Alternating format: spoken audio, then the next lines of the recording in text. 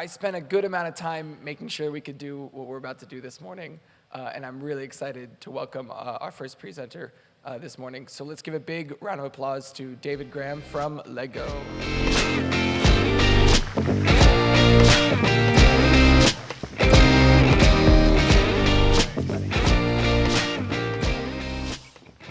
Good morning, guys. Are you feeling fresh? Somewhat, yeah? Okay, cool. Sounds like it's been a couple of crazy days here, but I'm happy to be able to spend a little time with you. My name is DavidGram. I'm from the Lego Group, and I'm heading up a small business and a marketing development unit called Future Lab within the Lego Group. And today I'm going to talk to you a little about why that group exists, what it is we do, and basically we exist to help the Lego Group be on the cutting edge of new technologies and new trends happening in the world. So I'm going to talk to you a little about how we do that and how we're specifically addressing the Internet of Things, or as we call it at Lego, the Internet of Toys, which really is an interesting development area at the moment. But first, a little background about Lego, and I suspect you know the company, many of you, but it's a family-owned company, and it started in 1932, and it's actually now soon shifting to the fourth generation of the family. So it's the same family still owning the company. And that has some very important implications for us in terms of being able to think and look very long-term into the future. We're not dependent on shareholders wanting a quick return on their investment. The name Lego actually comes from a Danish word, a Danish sentence, leg godt. It means play well. And it was invented back then by the founder, who, by the way, was a local carpenter living in Billund, where the headquarters of the company still is. A very small town, just a couple of thousand people. And he started doing toys back then. It's a one-brand company, which is unlike all the competitors of Lego. And what it means is that, whatever we put out there, every new product we develop, we launch, represents the total sum of all the products that we ever launched and ever will launch. And that's quite a key factor, because it means that we have to take really good care of everything we do, because it will reflect on consumers' perception of the company, of our products, and of the brand, of course. We're about 15,000 plus employees, and we've grown tremendously the last 10 years. In fact, we've had double-digit growth rates for 10 consecutive years now, which means we've grown more than 400% in that period, which is quite phenomenal for a company that's been around for almost 100 years. Now, what is really a key at Lego is our mission. It is to inspire and develop the builders of tomorrow. And this is something that's very important for all employees at Lego, because this is really the purpose that drives everybody at the company. It's not about, maximize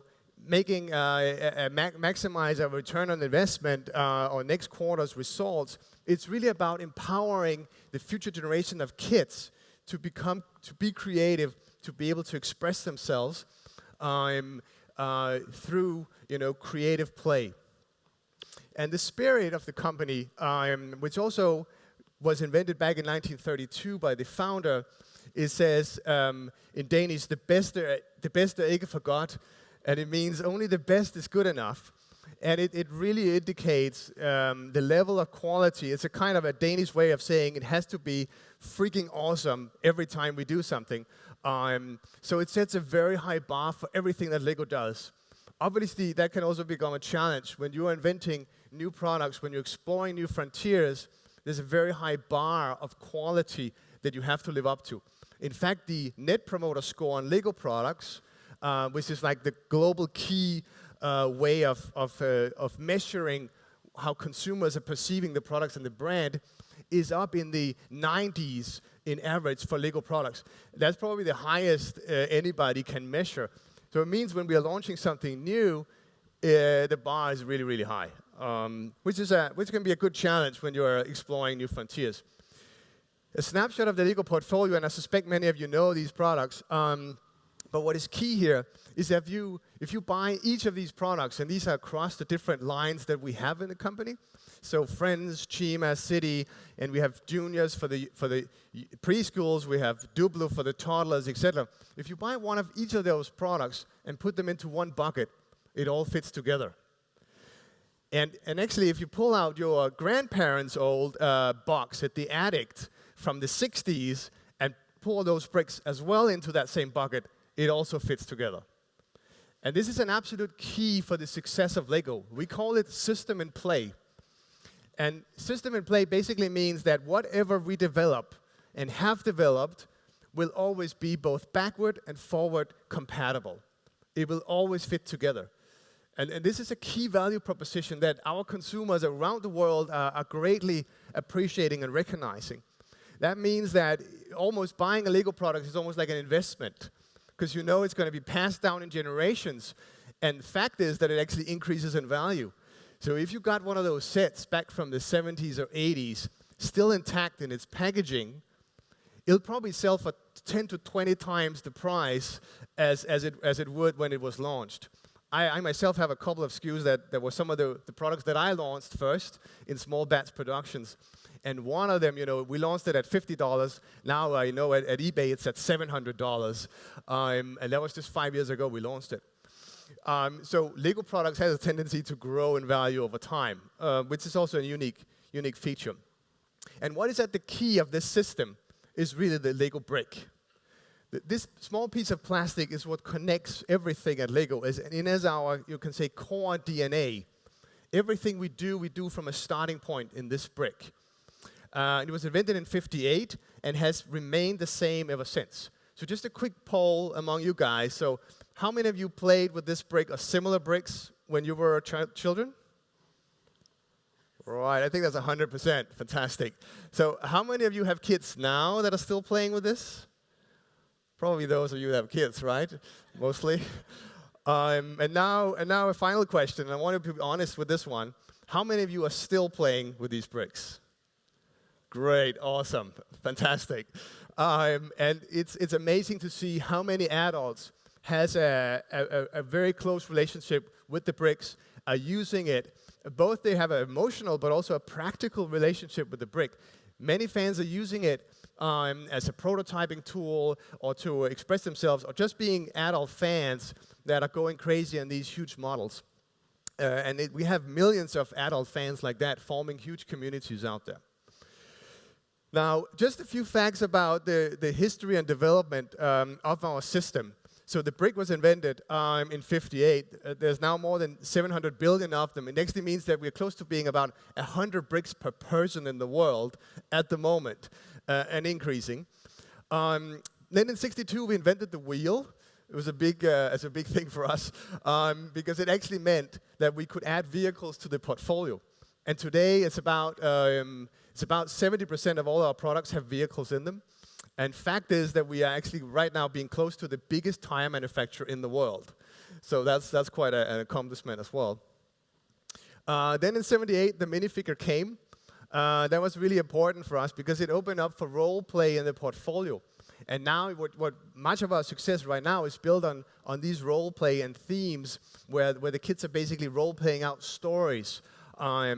There's more than 5 billion of those, which means we are aiming for, in the next 2 or 3 years, there will be more minifigures than people in the world. So we're close taking over, guys, just to be prepared for that. Also in '98, we did the Mindstorms that some of you might know. So robotics, it was a big project as well, and a completely diversified type of product for us. But what is key for all those is that it all fits to the system. It's all part of that system. But it wasn't actually always so. We had a period of time where we lost our way. We actually left the system. And looking at the profit before tax development during the last 20 years, 30 years, we can see in the 90s it wasn't going so well. Fact was that we were having a decent top line, but the bottom line was really shrinking. And we invited in some brilliant or we thought at the time, brilliant consultants. And they sort of looked at our portfolio and said, well, guys, the problem is that this little piece of plastic is really obsolete. It's been around for the last 50 years. You should do what the other guys are doing, your competitors, Mattel and Hasbro. Do more mechanical stuff, do a big range of different things. So we started doing that in the late 90s, early 2000s. And then 2003 happened, and 4. And basically the company almost went under. And there were two major points for that, or reasons. One was that our supply chain exploded. We couldn't control cost at all. We had more than 30,000 unique elements in the assortment. The other item, which was more crucial and important, was that consumers could no longer see or recognize who we were, what a Lego product was. And that was really key because we had a huge emotional investment with our consumers through many years. And now all of a sudden, all that was lost. We had actually closed down the city line, Lego City. So the founder went into the company again, took back control, put in his own cash, some 200 or 300 million pounds of his own money to save the company, turn it around. And actually we had some guys from Merrill Lynch come over and say, you need to sell now, otherwise you lose everything. But he insisted. He kept the company. He put in his own cash. And he kind of said, we need to stick to the brick. We need to get the brick back, stick to the core, stay with what we know and what our consumers have known for years, what we are about. We reopened Lego City. And you can say the rest is history. And Lego City today actually makes out 2% of the entire global toy market, just that product line. So that was probably the best decision that we could ever do. But that also means that now when we're talking innovation, when we are going into new fields, we have this sentence that we need to obey to. It still has to be obviously Lego, but never seen before. And it means consumers would have to recognize that this is a Lego product 2 miles away while still realizing that this is completely new. This is different. And of course, that's important when we're venturing into technologies. How do we make sure that that keeps true? So one of the tools that we're using, we have a fairly basic stage gate development process, but we use this matrix to determine, how innovative, how much are we moving away from the core of what we are knowing when we are innovating. And basically, it shows across business, product, communication, and process, whether we are adjusting, reconfiguring, or completely redefining what we're doing. And then we are plotting that in and saying for every given project, okay, this is approximately how much risk there is, because it's also much about risk. And what we've become really good at the last 8-10 years is filtering out risk. Whenever Lego launches something, it mostly always is a huge success, because we are building it on all the knowledge we have and expertise, and we really know what we're doing. The challenge is when something new comes along that has the potential of disrupting what it is we're doing. How do we handle that? How do the core system handle that? That's really optimized for doing just one thing really, really well. So if we have projects where most of the items needs redefining, that's when we potentially could have challenges. And of course, as you all know, the pace of the things are developing and changing is ever increasing. So before, where radical innovation was something you had to do every 10 or 20 years, now it seems like every second year, something new comes that might redefine what you're doing and how you're doing it. So we need to integrate a permanent state in the company where we are able to handle these changes. And that's basically why we have Future Lab, and I have a job. So the task that we have is put very short, is to invent the future of play. Basically keep on edge with what's going on, making sure that we are constantly on top of changes in consumer behavior, new technologies, new business models coming out, new markets coming out, etc. We are a very international team. We're about 30 people, 10 different nationalities at the moment from all over the world. Really, really understanding consumers. That's one of our key components. And we're spending most of our time with consumers. Not asking them what we should do, but observing them. Seeing how they're playing, how they're interacting with new technologies, how they're spending their time. And that's really important. We also follow a very creative process. It's been developed together with IDEO and Red Associates and other front-end, you can say cutting-edge companies within creative processes. And we are sort of the rebels of the organization. It's allowed to challenge the status quo, to break the rules in order for us to succeed. And so a little about our process. So unlike the core business at Lego, which only has one kind of gear, which is global and huge and massive marketing support, we believe in going really, really small. Thinking big about a new area, but saying how can we learn something about this new area in the smallest possible way with the lowest risk without jeopardizing the brand and the consumer perception. So therefore we actually experiment and launch. We create small pilots of entire new product ranges, launch them maybe just in one remote market, maybe just with one customer, really under the radar, but still live because there's only so many things you can learn in the lab about a completely new area. Because often most of the challenges for venturing into something new is not hitting the product experience. It's hitting the capabilities that you need, the organizational structure to support it, the processes that you need, the right resources, and all that is really what often disrupts a company more than a new product idea. So one important aspect as well is to be on the front of what's going on out there. We spend a lot of time scouting for new trends and technologies, and because we cannot be everywhere in the world, we actually hired a couple of really smart companies in different regions of the world that's supporting us and helping us, being our ears and eyes out there, feeding back to us. Most of the guys are actually ex-Lego people, so they really know our DNA, our values. They know what to look for, and that's really, really smart because they can almost see the concepts when they're out looking for these new technologies. We co-create, of course, with consumers, but also with customers. So a consumer for us is obviously the children and their parents. A customer would be the retail chain that we are selling our products to. And co-creation is not the same as doing focus interviews. Co-creation is more spending a full day with a bunch of kids playing and playing with all kinds of toys, not just Lego, with everything, to see, how are they interacting with it, and especially new products or new technologies, how are they using it, how are they talking about it, sketching up some stuff together with them and seeing, what if this was the future? How would you, interact with that? And that allows for a much more dynamic development process of things that neither us or the consumers actually yet have imagined, but we will together start to imagine it together. And the same with the customers, dragging them in really close, figuring out what's happening for the future of retail. How does shoppers behave in the future? How do we make sure that we match all that? Because it's a lot of components changing at once that we need to address with these new areas. We also need to partner with external companies, realizing that when venturing into something new, you most often don't have the capabilities needed to actually execute.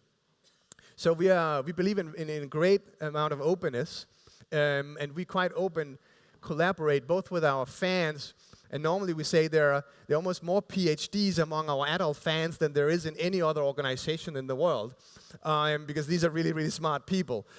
So we respect our adult fans a lot.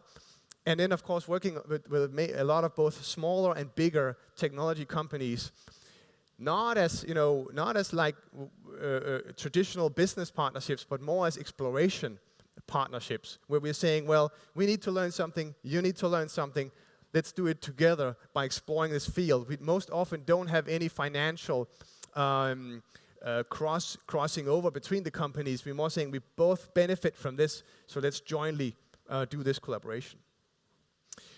Inspired from the software industry, we try to go with minimum viable products and saying, Lego has a tendency to wanting to do things 120% perfect. It comes with that high bar of the Net Promoter Score. But we are trying to embed in our culture saying, we can do that, but we don't need all the features at once. Let's focus on what is the key essence of this experience and get it out really, really fast.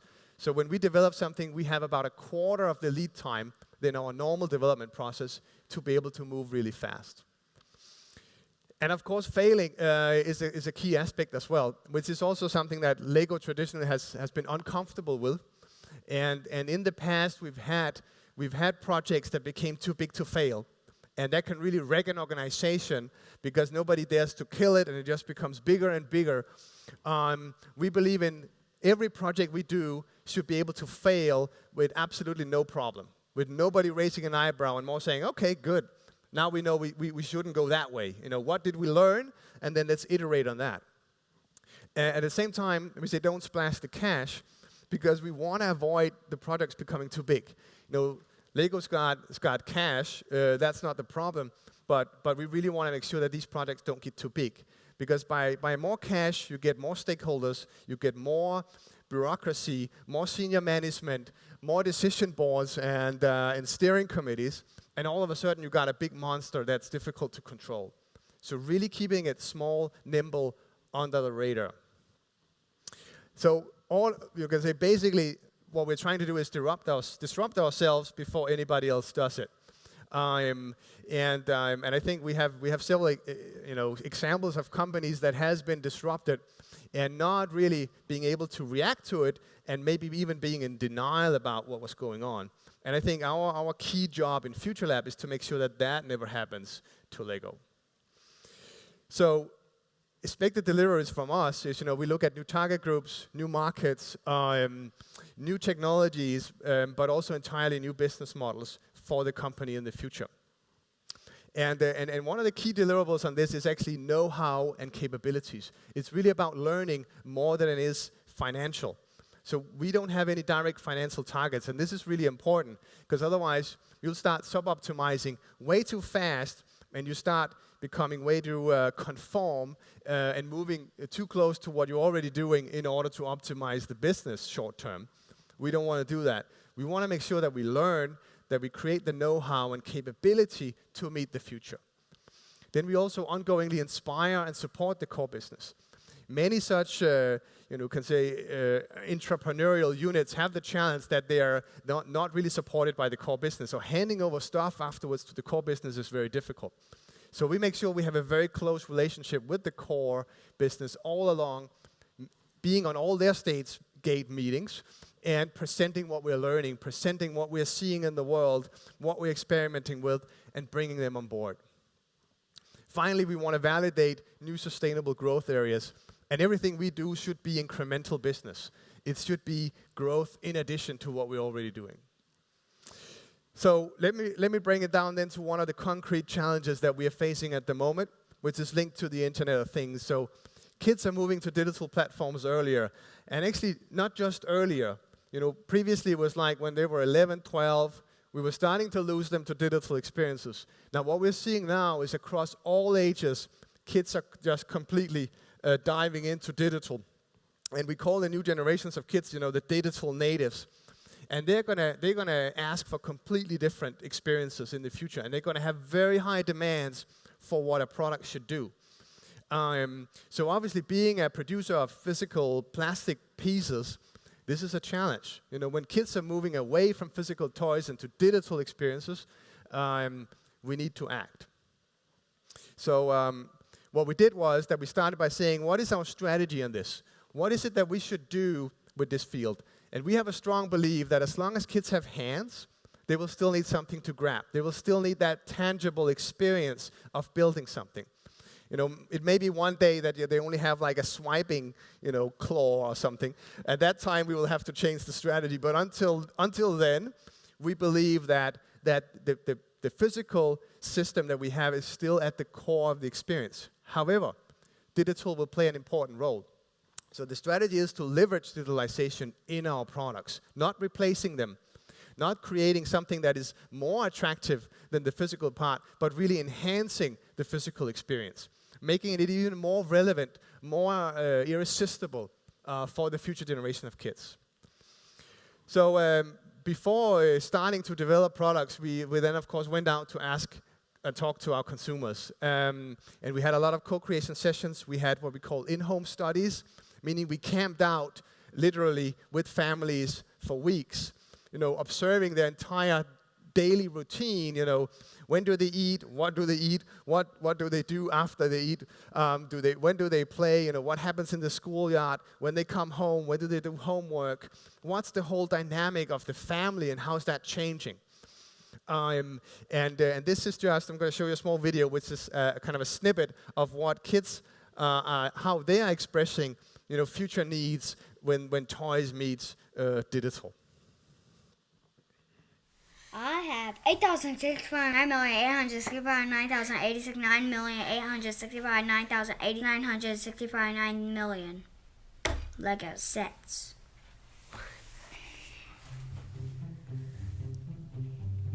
$25.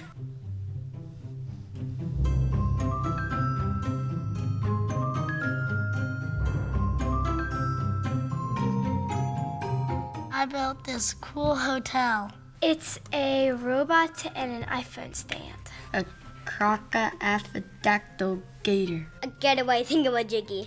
A monster truck. The snake swarm ninja destruction hideout. A gigantic airplane that could drive, fly, and be a boat. I made a tree with a giraffe eating the leaves on the side. It's a stage and a DJ's playing. I could turn this into a mini kitchen, some type, or a dining area. Many things could happen. You can just build something, destroy it, build something else, and you can keep on going forever. Honestly, I think Lego has done an amazing job with their instruction booklets. You don't have to follow the directions. You can do anything with them. They're really cool to make. You get to create stuff that you would never imagine happening in a day-to-day basis. You can create anything. Lego City, a world where your dreams come true. Sponsored by me and him. 4D, and when you put on the glasses, they would start moving in the way you expect the thing you created to move. Like they can float in midair. More textured and more pieces that are curved in different ways. Metal blocks that are probably this big. Humongous Legos that you can build that you can fit in.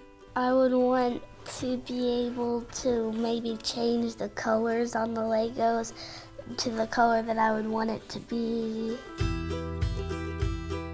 I like to watch videos. I play this game. It's like cheetah racing, and you get to design your own robot cheetah. And then you can run and race other players. The only video game I really play is Minecraft. Well, Minecraft. Minecraft also. I'd like to play Minecraft. Don't download the free version. Download the Pocket Edition, even though it's $6. I sometimes play soccer games. Well, I just go to Lego Friends and play the games that they have and look at the pictures of the Lego sets. You can learn more stuff about drugs and how you eat. Just say no to drugs. I'm just making movies with random pictures from Google Images that I can find. Thank you, Google. Google is something where you can type it on a little bar, and then you could press enter. Google is something that you could search stuff on. If you Google an airplane, it'll type up all these different airlines and stuff, like Southwest and stuff. If I have something that I'm interested in, look at the images on Google, because I like those better than clicking on a website or something. You could research, if you want to find out what Legos are, you could just Google it in. The internet is something that's on a computer, and you can go there and look at all the websites. Check up on what's new in, different states. You could check the weather and the news. Potentially, the bricks may go online. I don't know. Or you could just build something online. It'll probably come to that. You could do it with your mouth, you could say up, down. Or you could go with your finger. You don't have to touch the screen. You just go.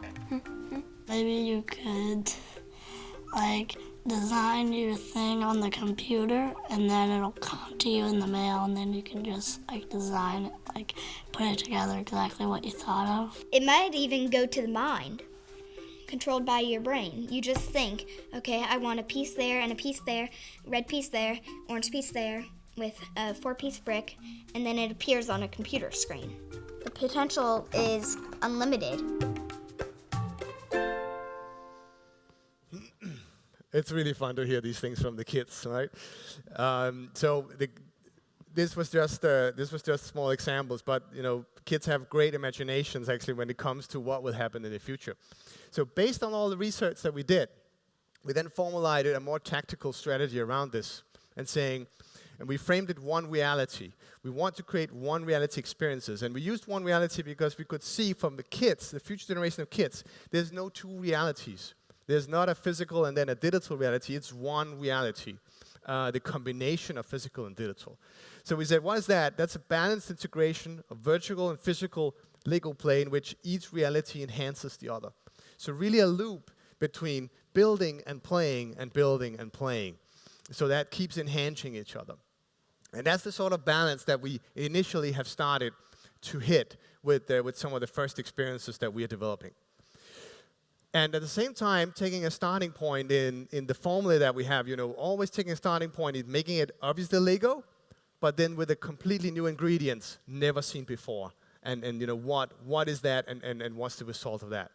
So we said, okay, let's start by taking some of the really basic Lego pieces that we have and say, how does that work together with a tablet? And now we know kids have access to tablets. In the US, it's almost 98% of all kids have access daily to tablets and smartphones. It's really become the key platform for play in most families. So this is really the new platform to reach. And then we developed what we call Lego Fusion. So Lego Fusion is our first small pilot out of Future Lab on this brief, experimenting with how to merge a physical and a digital Lego experience. And just a quick video on what that is.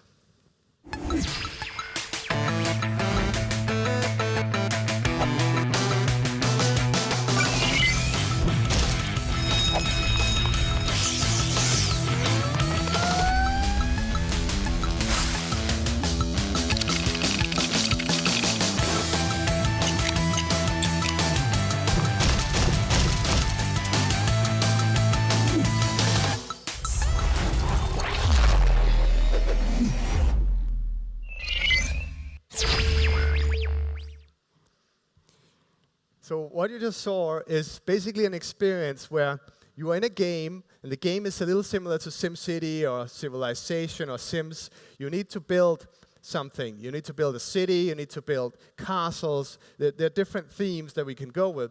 But in order to expand your kingdom or city or empire, you need to build physically what should go into the game. And here in the case, you're building in 2D the facade of a house. And you are designing the house. So in these products, there are no building instructions. These are some of the first products from Lego actually with no instructions, because the user will be designing their own models. But they will be designing it based on a mission or a task that they need to solve in the game. Once they build it, they will scan it with a device camera, and it will read exactly what bricks you used, what colors you used, how you put them together. It will bring it into the game, and then extrude it into a three-dimensional house that you can then enter and will become part of your city, as an example, or a tower piece for your castle. So in that way, you're playing an exciting game, which is also very creative and open-ended, and you need to physically constantly build new models that you are designing in order to solve the tasks and challenges in the game. So really, again, hitting that balance of, in order to build, you need to play in the game. In order to complete and play the game, you need to build. So build more, play more, which is really the mission with this product. So we launched it in the US only, and only with Toys R Us, that also supported us tremendously as a pilot last fall. And we are still concluding on the pilot, but it's been very successful. We won the Toy of the Year award in the US on this product. within the connected toys category. And we sort of really took a big step forward in terms of showing ourselves and the company what we can do in this space meaningfully. So again, the process, a lot of co-creation, a lot of fast prototyping, and live feedback back from kids. We had kids into the office almost every week doing iterations, really using the agile methodology as well around the software development. And we had a very close collaboration with Toys R Us, understanding how do we communicate these new experiences? How do we put them on shelf? What's the right channels and product placement in the store? So really what we gained and learned from this that has had a tremendous impact already in the company is understanding how to address this new area ahead of time, before it's critical. Because no doubt all our existing products are still selling tremendously. All the growth right now is still driven by that. We don't face any issues yet. But we foresee that in the future, if we do not move this way, there will be challenges. So that's why we ahead of time are now gaining all the learning. And the learning is, what key capabilities do we need to have in-house? What can we outsource? What is the right processes? How does this change our operating model? What are the resources needing to handle this? Software is completely new for us to handle at this scale. All these things have potential to wrecking any company when you are unexperienced about this area. So really getting all that massaged into the organization, into our strategy and senior management before we need it. And that's the key. While at the same time staying true to ourselves. Not leaving what is our core business, and consumers can still spot this product a mile away being clearly a Lego product, but never seen before, completely new. Now, this was just one example. We are doing loads of other stuff, obviously experimenting in many directions. This was announced recently, Dimensions. And here we are taking a video game and combining it also with micro builds, where basically on this portal, your minifigures and your micro builds are being transformed into the video game. So a little similar. So we are exploring different areas. This is actually not a pilot. This is a huge global launch, but very much based on the learning we had from Fusion, which were our first small pilot going into this. So summing up, key challenges with what we call entrepreneurship, meaning working as a small startup within the big company, which is very much what we're doing. The first thing is to prove this new area is relevant. And here, what we learned is we really need to launch it. Launch is key, and we need to do it fast. And we need to keep the projects really small so that we can move very fast without any resource restraints. Second is to internalize it. And that's often a bigger problem than the first one. You may have struck something that's really interesting, but your core business won't take it. So here we are saying, base it on still your core principles. Because we are still with the brick, because we're still with the system, our core business can take it in. They will understand it. Even though it has a lot of additional new things, they understand the core value proposition. And finally, scaling it, which is about building the capabilities and understanding all the mechanics around it. So that's really built based on learning and infusing that ongoingly into your core business as well, so they're able to scale. Now, final thing I want to say to you is, as a kind of an end the rise, be a rebel in your organizations. Try to make these changes, but just a few pieces of advice on this. Be diplomatic about it, because it's easy to set things on fire. It's really difficult to get your entire organization to make that big shift and to turn in a new direction. So just our top 5 advice on self-disruption, you may say. First one is, people will initially hate your project. Accept it. They will see it as a competition. They will see it as being wrong, as not something we should do. We already had a big crisis. Now you're doing the same thing again. There'll be a lot of resistance initially. Second is to only break the rules you understand. We'll be breaking a lot of rules in the company doing something new. Understand whose toes are you stepping on, why were the rules there in the first place, and why do you then need to break them at this point. Third one is to build a tribe. And this is to turn haters into lovers. You need to build a growing mass of people from the organization that believes in what you're doing. Get them on board, get them excited, make them part of the project, make them feel that this is a new movement happening. Fourth one is, and that is to build a tribe, you need to write love letters, as we're saying. You need to be very diplomatic. You need to really charm your way into the organization. And this is something we're spending a tremendous amount of time doing. We can't allow ourselves to be arrogant and to say, well, we know what's right, you guys are old-fashioned. No, we have to really make them very softly join the journey. And the last one, and that's a good way to make them join, is to make them shine. So make everybody else shine. Make sure that all those that helped on this project becomes the heroes of the project. Don't take all the credit yourself. That's really key. So basically being diplomatic rebels, which is sort of what we call ourselves internally, and that's our identity. We are the diplomatic rebels of the organization, making sure that, if anybody disrupts Lego, it should be us, so that we are able to tackle it in the future. And that was all I have for you guys. Thank you.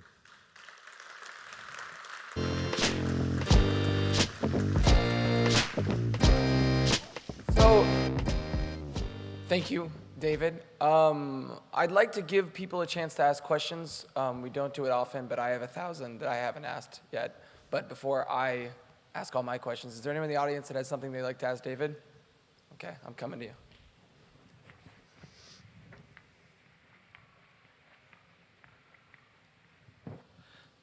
We are seeing a big resurgence in maker interest.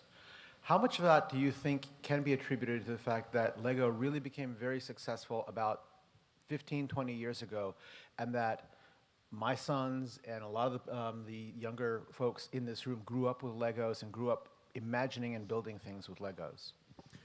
I won't take the credit for the maker movement, but obviously Lego is a natural born fit into the maker movement. And we are looking at that trend as something that will only be a big advantage for us in the future. And we believe in that, playful creativity that's led by a purpose, by something that you want to achieve, you want to create. The pride of creation, we are saying, is one of the strongest value we have in the company. And we believe the maker movement is really being based on that. I'm going to take a question because I like. I really like how you guys are approaching digitalization. The iPad is what, 9 years old now. Tablets really. So you guys are coming in now that it's established.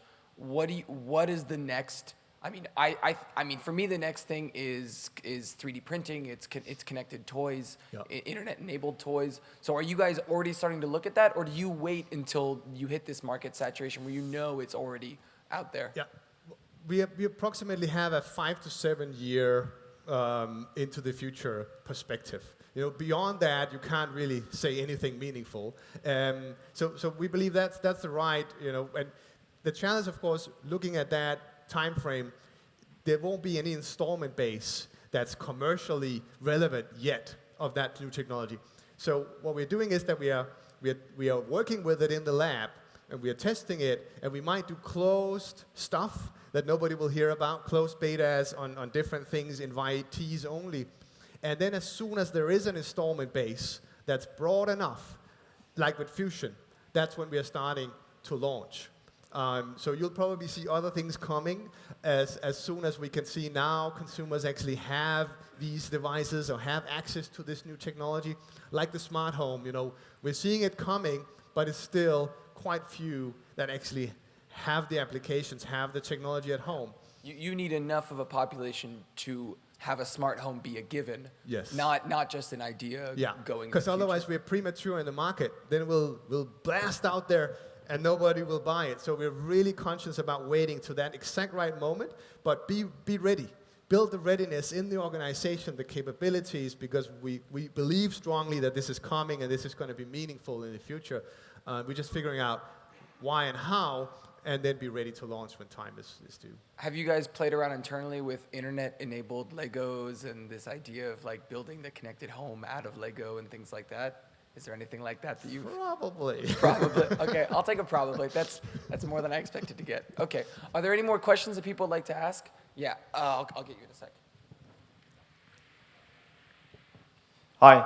So, how do you perceive 3D printing internally in terms of threat and opportunity? Like, there seems like a risk that people could, bypass the relationship with Lego and create their own, without being exposed to the Lego brand. Yeah.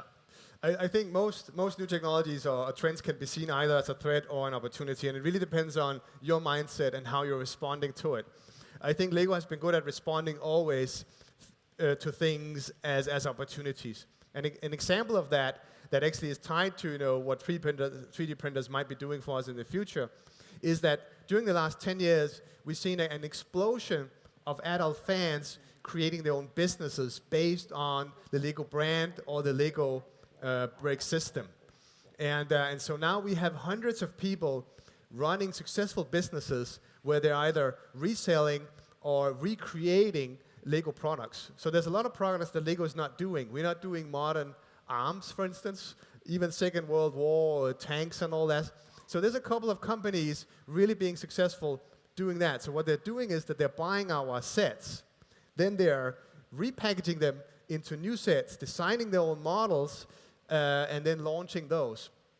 And when that started to happen, we were we were at a crossroad. We could either try to smother it and kill it. And I had that dialogue, it was about 5 years ago, with our legal department, and they said, yeah, we could probably do it. It'll take like 5,000 lawyers, 5 years, and we'll most likely kill the brand while doing it. So we chose the other route, which was say, okay, if we can't beat them, let's join them. Let's use that, because basically they're just celebrating, what the bricks can do into more directions than what we can find commercially interesting or value-wise doable. So instead we created what we're calling certified professionals, Lego certified professionals, which means now you can actually be endorsed to do your business as long as you follow these simple guidelines. We don't want to harm any children. We don't want to do anything that's, we don't want to see it used in porn and stuff like that. We want to keep it really child safe. But as long as you do that, you can make your business. You can do your stuff. And I think 3D printing will follow that path. It's something that will only enhance the Lego experience from a user perspective, and will basically be a benefit for us as well. Also, I actually heard around 3D printing that one of the things that makes Lego uncopyable is that it's actually really hard to print like 1 billion Lego bricks, and at all on a 3D printer if anyone does 3D printing, and B, with consistency. Yeah. Because if those bricks don't fit, it's a very bad experience. Yeah. The quality and the cost is still far, far from anything. Obviously, we could foresee a future where that might change, but still, yeah. Awesome. One last question.